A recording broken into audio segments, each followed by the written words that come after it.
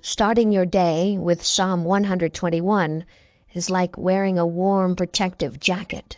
It reminds us that God is always there, looking out for us, no matter what the day might throw our way.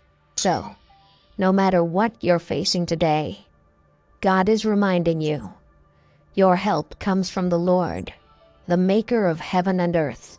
We're also going to pray a powerful prayer with you, calling on God for divine protection and to bless you abundantly in the name of Jesus. So watch until the end and open your heart to receive the blessings of this prayer.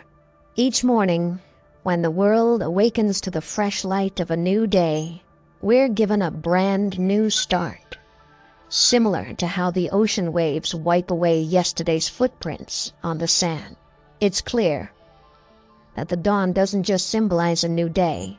It embodies the promise of a fresh alignment with God. Now, at the core of our daily renewal is Psalm 121. This special and comforting psalm reminds us that even when the world feels heavy and challenges seem too big, our God is always looking out for us, ensuring we're safe and protected. It's like God is saying to us, "You're not alone. I'm right here with you." Now listen to this. Psalm 121 is often referred to as the traveler's psalm. But why? Why this particular psalm? Well, this is because this psalm is a powerful prayer to start your day's journey. It is a reminder that no matter where we go or what challenges we face, God is always with us, watching over our every step. Just as a traveler might face unexpected twists and turns on a journey, we too encounter unknowns in our daily lives. Let's explore this powerful and impactful psalm verse by verse, which provides a comforting assurance that even in the midst of life's uncertainties, we're never truly alone. This psalm offers us hope, strength, and a guiding light, reminding us of God's unwavering presence and care. In verse 1, the scripture reads, "I will lift up my eyes to the hills. From whence comes my help?" Picture yourself in front of a towering mountain or staring up into the limitless sky. It's a humbling moment, isn't it? This verse mirrors that feeling. By directing our gaze to the hills, it's like turning our thoughts to something much larger than our daily concerns.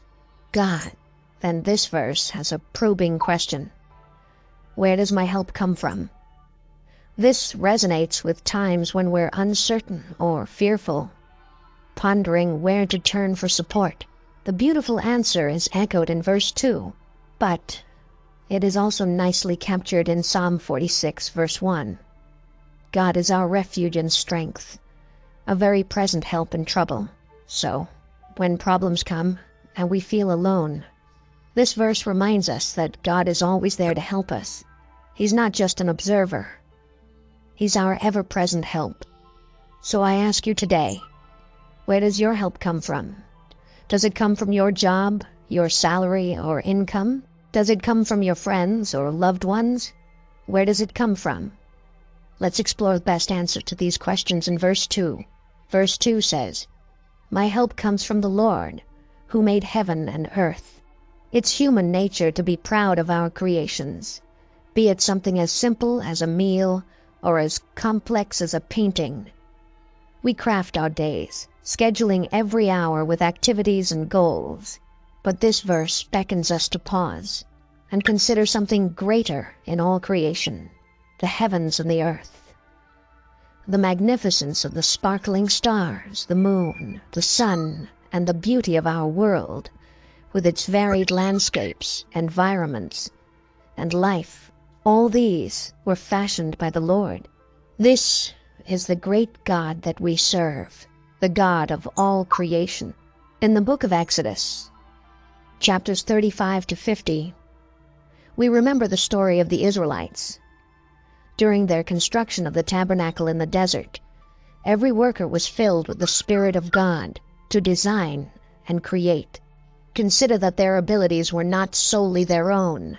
They were gifts from the divine Creator. Similarly, Our skills, intelligence, and even our capacity to plan are gifts from God. This realization is both humbling and empowering. If our daily plans seem great, how much greater is the one who created the universe?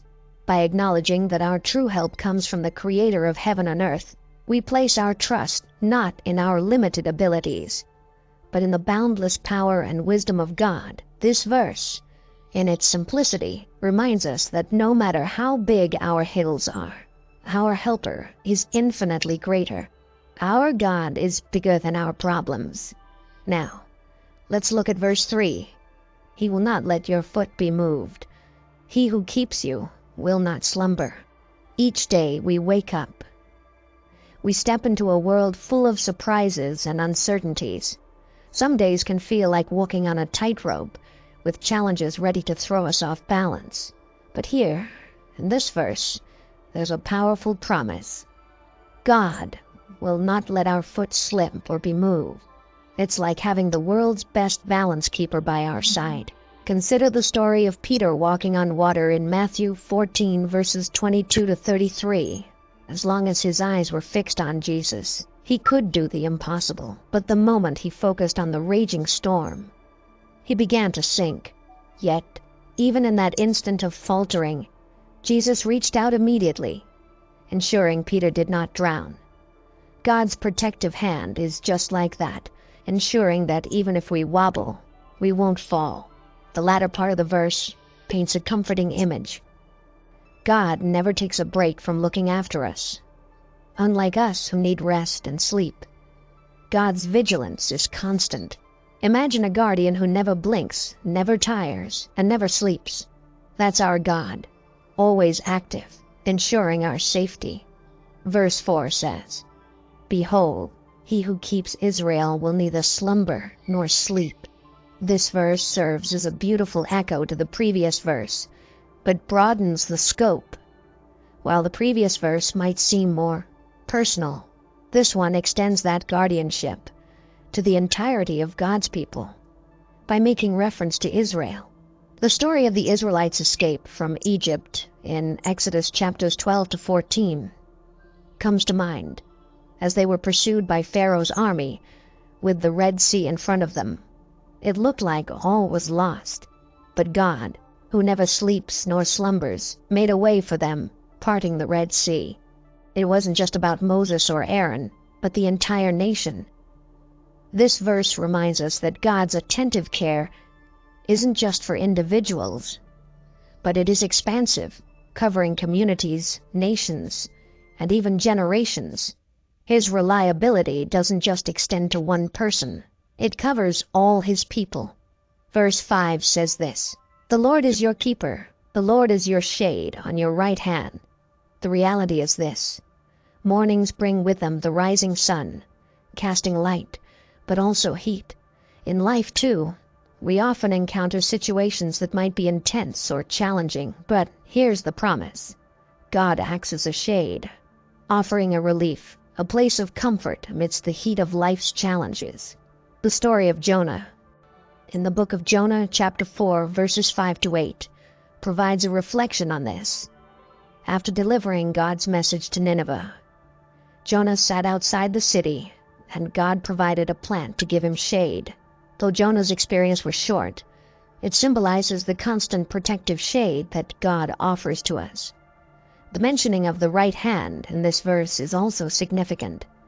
In biblical times, the right hand was a symbol of power, authority, and honor. When God is our shade at our right hand, it's not just about protection. It's also about empowerment. Every task we undertake, every challenge we face, has God's hand of strength and honor, guiding and supporting us. It's a reminder that with God by our side, who or what can be against us? Now let's move on to verse 6. It tells us, "The sun shall not strike you by day, nor the moon by night." Let's face it, every day has its highs and lows. Much like the sun's blazing heat and the mysterious darkness of the night, the sun can be harsh, reminding us of the clear problems we face during our daily routines. These can be big things like troubles at work, problems at home, or even our own worries and fears. On the other hand, the moon, though it brings light to the night, often symbolizes the unknown, the challenges that we don't see coming, or those that confuse us. Remember the story of the Israelites wandering in the desert? This can be found in Exodus 13, verses 21 to 22, where God guided them with a pillar of cloud during the day and a pillar of fire at night. This means he was with them during both the clear challenges of the day and the uncertainties of the night. Similarly, this verse comforts us with the promise that whether our problems are clear as day or hidden in the shadows of night, God is there, providing protection and guidance. God is so good to us. Verse 7 assures us, "The Lord will keep you from all evil. He will keep your life." Think about starting each day with a shield around you. Not just any shield, but one that can protect you from every bad thing that might come your way. This verse is like a promise of that shield. Every day, there are many things, seen and unseen, that can hurt us, but here we are told that God will keep us safe from all of it. The story of Job might come to mind. In the book of Job, chapter 1, verse 10, Satan pointed out that God had put a protective shield around Job, his family, and everything he had. Even in his intense trials, God's protective hand over Job's life was evident. Similarly, this verse isn't just about protecting us from physical harm or challenges. It's deeper than that. It's a promise about guarding our very being, our essence, and our life.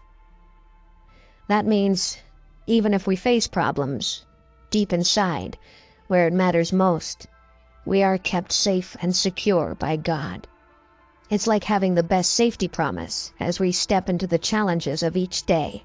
And the last verse, which is verse 8, tells us, "The Lord will keep you going out, and you're coming in from this time forth and forevermore, as we know it."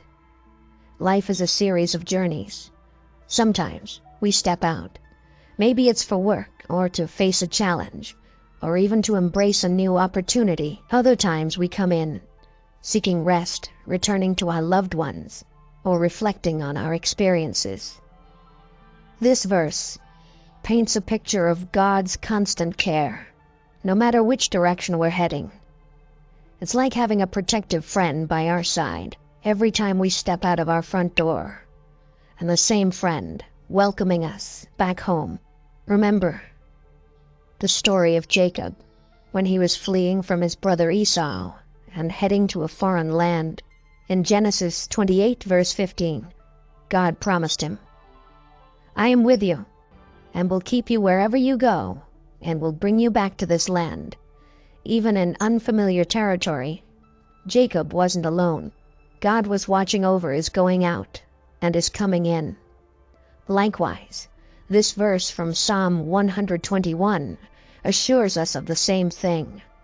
God's care isn't just for today or tomorrow. It's forever. So, whether we're facing a new day, heading into an unknown adventure, or coming back from a long journey, God's promise remains unbroken.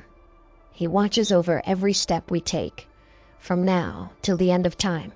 This thought offers us a warm blanket of comfort, knowing that in the big story of our lives, God's protective hand is always there, looking out for us.